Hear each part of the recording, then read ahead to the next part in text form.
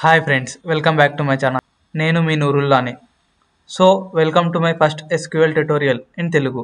ఈ సిరీస్లో మనం బేసిక్స్ నుంచి అడ్వాన్స్ వరకు ఎస్క్యూఎల్ కాన్సెప్ట్స్ చూద్దాం.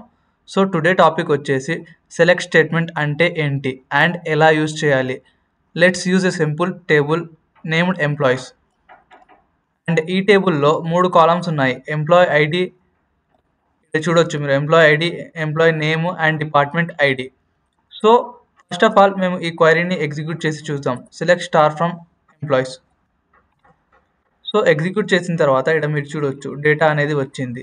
అయితే ఈ simple select query employees table నుంచి ఓన్లీ నేమ్ కాలం ని ఎలా చేయాలి, ఐ మీన్ ఓన్లీ నేమ్ కాలం తీయాలంటే ఎలా చేయాలి, లైక్ సెలెక్ట్ స్టేట్మెంట్ యూజ్ చేసి సెలెక్ట్ నేమ్ ఫ్రమ్ ఎంప్లాయీస్ అని ఎగ్జిక్యూట్ చేస్తే మీకు ఓన్లీ ఎంప్లాయీ నేమ్స్ అయితే ఇక్కడ కనిపిస్తాయి. లైక్ ఇక్కడ మీరు చూడొచ్చు అలైస్, బాబ్, చార్లే, డేవిడ్ అని.